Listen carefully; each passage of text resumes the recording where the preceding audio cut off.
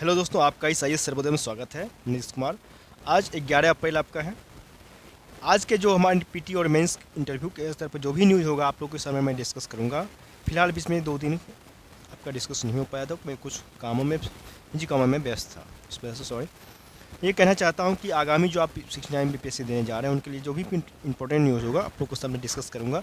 आप लोग इस न्यूज़ को आप लोग नोट करते जाएँ, ताकि आपको हो सकता है पीटी में हो या मेंस के स्तर पे तो भी हो, आप उसको नोट्स करते जाएंगे चाहिए, ताकि उसमें अगर आंसर राइटिंग में अगर आप लिख रहे हैं तो उसमें भी आपको हेल्प मिलेगा ये। और जो भी आगे अभी तक हमारे चैनल को शेयर सब्सक्राइब नहीं किए हैं, कृपया इस चैनल को शेयर सब्सक्राइब जरूर करें। हो सकता है आगे आने वाले दिनों में आप लोगों के सामने क्विज स्टार्ट हो जाएगा, क्विज का सेशन जो आपकी आगामी जो नेक्स्ट अभी जो देखा जाएगा कि हाल ही में जो एग्ज़ाम हुए हैं 69 BPSC उसके बदलते हुए पैटर्न के अनुसार, और या बिहार दरोगा की जो वैकेंसी और उसके आगामी उसके बदलते पैटर्न के अनुसार न्यू क्विज कराया जाएगा उस सेशन के अनुसार, ताकि आपको आप BPSC दें या दरोगा दें, दोनों में एग्जाम में देंगे तो बैठेंगे देंगे उसके लिए कि आपको बहुत ही हेल्पफुल साबित होगा। चलिए हम लोग आज का सेशन स्टार्ट करते हैं। चलिए देखा जाए, कहा जा रहा है ये हमारे जो गृह मंत्री हैं उनके अनुसार ये कहना है कि सुई की नोक से ज़मीन पर कोई नहीं कर सकता अतिक्रमण के बारे में बोला जा रहा है कि हाल ही दिनों मैंने इस चीज़ का घटना जिक्र किया हूँ मैं आपके कि चीन से सटा हमारा अरुणाचल प्रदेश की सीमा जो है वहाँ पे विभिन्न प्रकार विकास परियोजनाओं का उद्घाटन करते हुए सोमवार को केंद्रीय मंत्री जो है उन्होंने अब साफ कर दिया है कि भारत की ओर बुरी नज़र रखने से देखने के दिन लद खत्म हो चुके हैं। उन्होंने कहा अब कोई हमारे सुख की नोक जितनी भी ज़मीन पर भी आक्रमण नहीं कर सकता है। इसके साथ ही उन्होंने कहा कि अब देश के आखिरी गाँव के बजाय पहला गाँव करार दिया।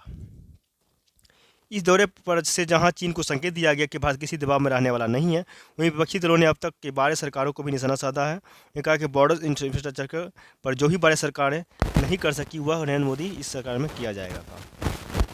आगे ये भी है आपका, देखिए कहा जा रहा है कि कोवैक्सीन और कोविशील्ड को लगवा चुके लोग जो है कोवैक्सीन डोज ले सकते हैं। मतलब अपने कोरोना से बचाव के लिए भले ही कोविशील्ड या कोवैक्सीन का डोज ली हो, लेकिन अब बूस्टर डोज के तौर पर कोवैक्स वैक्सीन लगवा सकेंगे। कोरोना रोधी वैक्सीन कोवोवैक्स हेटेरोलागस बूस्टर डोज के तौर पर रजिस्ट्रेशन के लिए जल्दी कोविन पोर्टल पर उपलब्ध होगी। इसकी कीमत 225 रुपये प्रति डोज होगी। इसके अलावा इस पर GST भी लगेगा। हेटेरोगोलस बूस्टर का अर्थ है कि दूसरी वैक्सीन लगाने वाले को बूस्टर डोज के तौर पर कोवैक्स लगाई जा सकेगी। देखिए ये आपका पीटी का एक क्वेश्चन बहुत ही इंपॉर्टेंट क्वेश्चन हो जाएगा कि जितने भी राष्ट्रीय पार्टी में आपको एक आप जो केजरीवाल की जो पार्टी है आम आदमी पार्टी उसकी बढ़ोतरी हुई है। इनमें से तृणमूल कांग्रेस और राकपा और भाकपा ये तीनों पार्टी का जो दर्जा छीना जा चुका है, इसके बारे में जानना जरूरी है कि क्या हुआ है। निर्वाचन आयोग ने सोमवार को आम आदमी पार्टी को राष्ट्रीय पार्टी का दर्जा दे दिया गया। इसके साथ ही तृणमूल कांग्रेस, राकपा और भाकपा का राष्ट्रीय दल का दर्जा वापस ले लिया है के मामले में बताया जा रहा है कि इसमें क्या हुआ और भी इसमें है। उत्तर प्रदेश के रालोद, आंध्र प्रदेश में BRS, मणिपुर में PDA, पुडुचेरी में PMK, बंगाल में RSP और मिजोरम में MCPC को दिए गया राज्य स्तर की पार्टी का दर्जा भी खत्म कर दिया। मतलब कुछ ऐसे भी दल हैं जिनका जो है राज्य स्तर की जो पार्टी था उनका भी दर्जा खत्म कर दिया गया। उन्होंने आपको दिल्ली, गोवा, पंजाब, गुजरात में उसके चुनावी प्रदर्शन के आधार पर राष्ट्रीय पार्टी का दर्जा दे दिया गया है। और आयोग ने राष्ट्रीय दलों के रूप में जो राकपा, भाकपा और तृणमूल कांग्रेस का दर्जा वापस ले लिया जाता है। भाजपा, कांग्रेस, माकपा, बसपा, नेशनल NPP और आप दल अभी राष्ट्रीय पार्टी में भाजपा, कांग्रेस, 2, 3 माकपा, 4 बसपा, 5 NPP और 6 आप हैं। मतलब टोटल मिला के अभी देखा जाए तो टोटल आपको 6 राष्ट्रीय दल हैं टोटल, जिसमें से 9 होने वाले 8 थे लेकिन अब 9 हो जाते, लेकिन अब उसमें से 3 पार्टी को निकाल दिया गया है, जिसमें से आपको तृणमूल कांग्रेस है, भाकपा है और राकपा, ये 3 को हटा दिया गया है। अब टोटल जो अभी बढ़ोतरी हो गया है, अब टोटल 9 हैं बच गए हैं। राकपा और तृणमूल कांग्रेस को हाल में संपन्न विधानसभा चुनाव में उनके प्रदर्शन के आधार पर क्रमशः नागालैंड और मेघालय के स्तर के दलों के रूप में मान्यता दी जाएगी। नागालैंड और मेघालय में राज्य स्तर के दलों के रूप में मान्यता दी जाएगी। लोक जनशक्ति पार्टी, रामविलास और त्रिपुरा मोथा को त्रिपुरा में राज्य स्तर की पार्टी का दर्जा दिया गया है। इस बात को समझ लेंगे। आगे चलते हैं।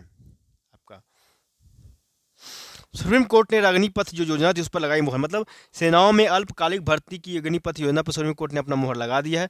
शीर्ष अदालत ने सोमवार को 2 याचिकाएं खारिज कर, जिसमें अग्निपथ योजना को बरकरार रखने के संबंधी दिल्ली हाईकोर्ट के फैसले को चुनौती दी गई थी।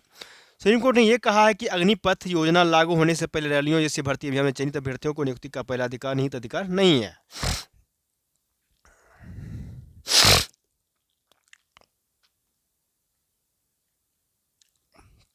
देखिए यहाँ पे क्या कहा जा रहा है, भारत विश्वगुरु उसका साथ होना अहम। भारत जो है विश्वगुरु है, उसका साथ होना अहम। मतलब भारत के दौरे पर यूरोपियन की जो प्रथम उप विदेश मंत्री एमाइजा जोपरोवा पहुंची हैं। भारत की यात्रा पर आई हुई हैं यूक्रेन के प्रथम उप विदेश मंत्री एमाइजा जोपरोवा ने कहा है कि भारत एक वैश्विक नेता है और वह दुनिया की जटिल समस्याओं का समाधान करने और शांति स्थापित करने में अहम भूमिका निभा सकता है। उन्होंने यह भी कहा है कि भारत एक विश्वगुरु है और उसका साथ होना बहुत जरूरी है। उन्होंने जो है रूस को कल भारत को आगाह भी किया कि वह अपनी ऊर्जा जरूरतों को लेकर उस पर बहुत ज़्यादा निर्भरता नहीं बढ़ाए। भारत फरवरी 2022 में यूक्रेन पर रूस के हमले के बाद यूक्रेन के किसी नेता की यह पहली भारत यात्रा है। जब से घटना हुआ तब से किसी यूक्रेन नेता का यह पहली बार भारत यात्रा है। जोपरोवा ने यह भी कहा है कि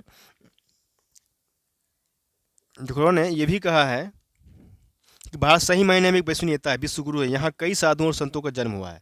उन्हें कहा कि यूक्रेन की स्थिति बहुत ही स्पष्ट है, यूक्रेन न्याय के साथ है, हम मूल्यों के साथ एक पड़ोसी देश के हमले के विरुद्ध खड़े हैं।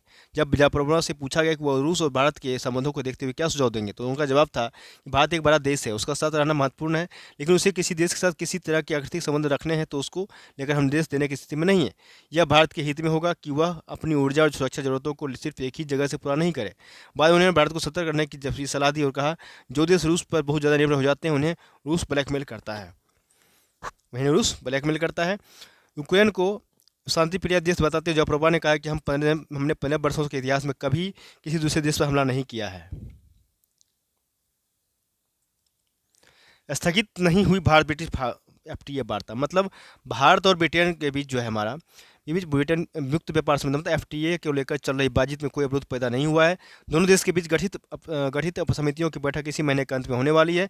इस संबंध में ब्रिटेन के एक समाचार पत्र में छपी इस खबर को पूरी तरह साधारण करार दिया गया है। प्रधानमंत्री जो मोदी के बारे में है कि प्रधानमंत्री मोदी को ट्विटर पर करोड़ों लोग फॉलो करते हैं। अब इसमें ट्विटर के मालिक एलन मस्क का नाम भी जुड़ गया है।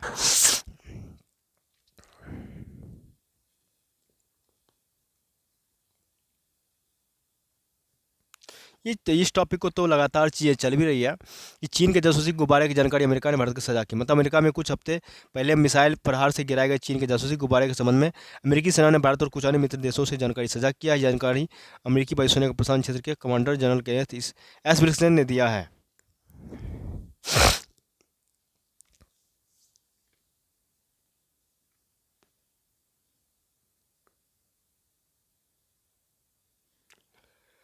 आगे अगर बात करें आगे न्यूज़ का, तो चलते हैं आगे।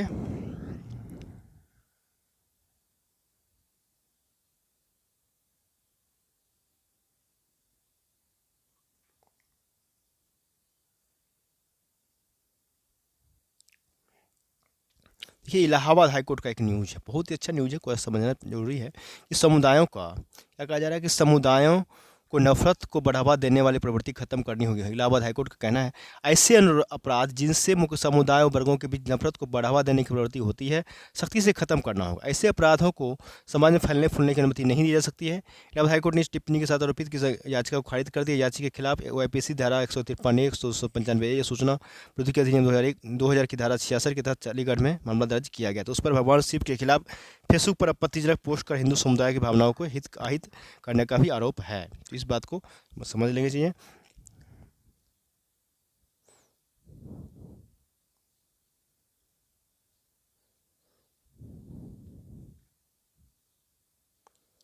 वीडियो को शुरू से लास्ट तक जरूर देखें। जिन्होंने भी अभी तक हमारे चैनल को शेयर सब्सक्राइब नहीं किया है कृपया चैनल को शेयर और सब्सक्राइब जरूर करें ताकि इसे आने वाले जो नोटिफिकेशन होगा आपको आसानी से प्राप्त हो सकेगा। ये चीन का प्रति बढ़ता दुस्साहस के बारे में दिया गया है। इस चीज़ को टॉपिक को हम पढ़ते हैं चीज़ें तो डिस्कस कर लेते हैं इस टॉपिक को ऊपर। कहना क्या चाह रहा है कि भारत के प्रति चीन के जो आक्रामकता थमने का नाम नहीं ले रहा। बीते दिनों देखिए चीज़ें चीन सरकार ने ऐसी हरकतें की जिनसे उन दिनों बेचक भी तनाव बढ़ गया है। चीन की पहली करतूत यह था कि 3 अप्रैल को उसने अरुणाचल प्रदेश के 11 स्थानों पर चीनी भाषा जारी की है। इस चीज़ को मैं डिस्कस कितना बार कर चुका हूँ, इसी चीज़ को डिस्क्राइब ग्रुप में किया गया है। इस घोषणा का सीधा अर्थ यह था कि इन भारतीय क्षेत्रों को चीनी क्षेत्र घोषित करना और उन पर अपना दावा करना। और इसके अगले ही दिन चीनी विदेश मंत्रालय ने चीन में तैनात भारत के 2 पत्रकारों को संदेश भेजा कि उनका चीन का वीजा जो है रोक दिया गया है और वे चीन नहीं लौट सकते। ये पत्रकार इन दिनों छुट्टी पर भारत में हैं। ये दोनों घटनाएं दिखाती है कि भारत और चीन के बीच जो तनाव है अभी जारी रहने वाला है। इसकी पुष्टि गृहमंत्री अमित शाह के अरुणाचल प्रदेश के दौरे पर चीन की आपत्ति से होती है। हालांकि दोनों देशों के बीच विवाद 1951 से ही चल रहा है। जब चीन ने तिब्बत पर जबरन कब्जा कर लिया था और वह तिब्बत को सदियों से भारत और चीन के बीच एक शांति क्षेत्र जैसा काम करता आ रहा था। तिब्बत पर चीन का कब्जा होते ही इतिहास में पहली बार चीनी सेनाएं भारत की सीमा पर आ खड़ी हुई थी और रातों रात भारत तिब्बत सीमा भारत चीन सीमा में बदल गई थी। इसको वो पढ़ेंगे तो ऐतिहासिक चीज़ समझ में आएगा कि हमारा भारत और चीन के साथ कैसा संबंध शुरू से रहा है और अभी कैसा है।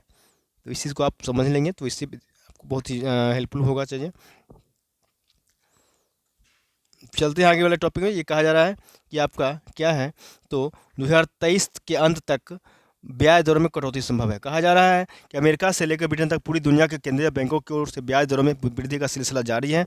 वहीं आरबीआई ने गुरुवार को ये फैसला किया कि अब आर्थिक शोध एजेंसियों मानती है कि अगर महंगाई की तरह आने वाली तिमाहियों में उम्मीद के मुताबिक रहती है तो वर्ष 2023 के अंत तक ब्याज दरों में कटौती भी संभव है।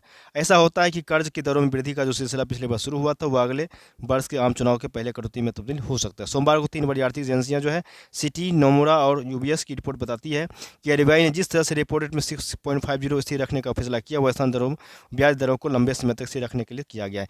इन तीन एजेंसियों ने अनुमान लगाया है कि इस वित्त वर्ष के अंत तक ब्याज दरों में 0.50% तक की कटौती भी जरूरत बन रही है।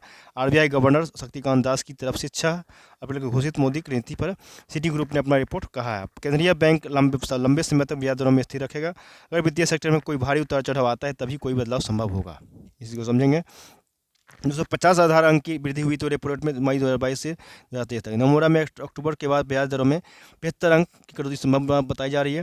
2024 की शुरुआत में सस्ता हो सकता है कर्ज। मतलब एजेंसियों की रिपोर्ट ये साबित हो रही है कि 24 की शुरुआत में हम लोन, लोटो लोन और दूसरे बैंकिंग कर्जों से कोई सस्ते होने की सूरत बन रही है। पिछले वित्त वर्ष में आरबीआई ने महंगाई को काबू करने के रिपोर्ट रेट में 2.50% तक की वृद्धि की। इससे हम लोन समेत अन्य कर्ज की दरें भी 2 से 2.5% बढ़ाई गई थी, जिससे मध्यम वर्ग पर मासिक किस्त का भी बोझ बढ़ गया है। इस चीज़ को आप समझ लेंगे। चाहिए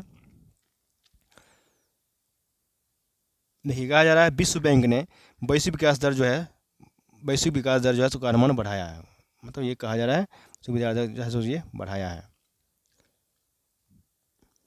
क्या है कि विश्व बैंक ने 2023 के लिए वैश्विक विकास दर के अनुमान को बढ़ाकर 2% कर दिया है। वैश्विक बैंक समूह के प्रेसिडेंट ग्रेविड मालपास ने सोमवार को कहा है 22 में मजबूत वृद्धि के चलते विकास दर के अनुमान को बढ़ाया गया। इससे पहले जनवरी में विकास दर 1.7% रहने का अनुमान बताया था। मालपास ने कहा है कि कोरोना लॉकडाउन की समाप्ति के बाद अब चीन के रिकवरी के अनुमान में भी सुधार हुआ है। अब चीन के विकास में दर में 5.1% रहने का अनुमान है। देखिए, इस चीज़ को पढ़ना जरूरी है आपको कि असमानता का कारण बन सकता है चैट जीपीटी। मतलब चैट पीटी की यानी शुरुआत से ही तहलका मचा हुआ आर्टिफिशियल इंटेलिजेंस एआई पर आधारित यह प्लेटफॉर्म है। ये समझेंगे किस पर प्लेटफॉर्म है। तो आर्टिफिशियल इंटेलिजेंस पर यह आधारित ये प्लेटफॉर्म है। आपकी कमांड पलक झपकते ही बहुत कुछ ऐसा बताने में सक्षम है जिसे लिखने, खोजने या बताने में आपको कई घंटे लग सकते हैं। कई उलझने और सवालों के जवाब इसके लिए जा सकते हैं कि इसकी खूबियाँ चिंता बढ़ाने वाली है। बच्चे इस एआई की मदद से निबंध और प्रोजेक्ट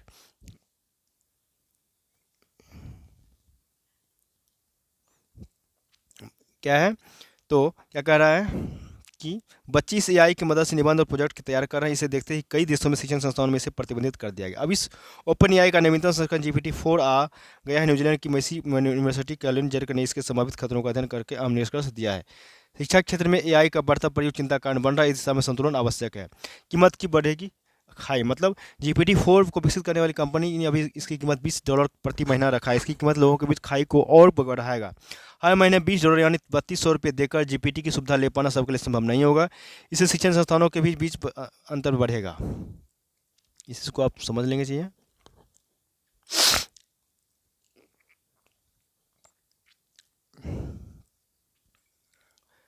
देखिए क्या है आगे।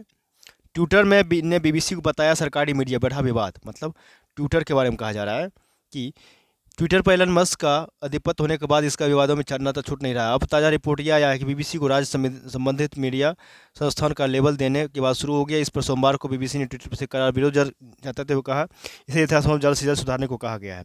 ब्रिटिश ब्रॉडकास्टिंग कॉर्पोरेशन मतलब बीबीसी ने अपने बयान में कहा है कि अब सरकारी मीडिया नहीं बल्कि लाइसेंस शुल्क के जरिए ब्रिटिश जनता के से वित्त पोषित हैं। उन्होंने कहा कि बीबीसी हमेशा से स्वतंत्र रहा है। ट्विटर के CEO एलन मस्क के भेजे ईमेल में कहा कि हमारा उद्देश्य फंड के स्रोत से अधिक को अधिक से अधिक पारदर्शी और सटीक रखना है। कहा कि सभी मीडिया संगठन किसी न किसी विचारधारा से प्रभावित होते हैं, निश्चित रूप से इनमें कुछ अन्य की अपेक्षा अधिक होते हैं। कहा the rate BBC 22 lakh follower हैं। BBC न्यूज़ को लोग इसलिए फॉलो कर रहे हैं क्योंकि यह कम से कम पक्षपात है।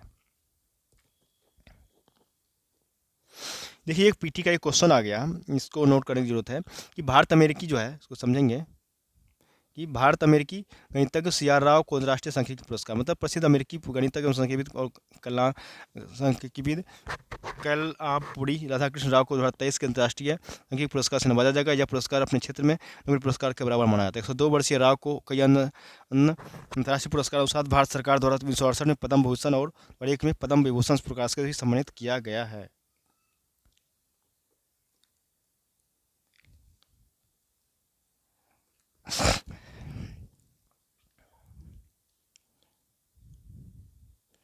चलिए, यहाँ तक तो हमने डिस्कस कर लिया। आज का जो टॉपिक था हमारे लिए इंपॉर्टेंट पीटी मेंस इंटरव्यू के लिए। आप इस वीडियो को शुरू से लास्ट तक जरूर देखेंगे। आगे इससे आगे फिर नेक्स्ट सेशन में चलेंगे फिर, और इस वीडियो को शुरू से लास्ट तक जरूर देखें। जिन्होंने भी तक हमारे चैनल को शेयर और सब्सक्राइब नहीं किया है तो कृपया चैनल को शेयर और सब्सक्राइब जरूर करें, जिससे आपको आने वाली नोटिफिकेशन को आसानी से प्राप्त किया जा सकता है। चलिए, इसलिए नेक्स्ट सेशन में मिलते हैं, तब तक के लिए बहुत बहुत धन्यवाद।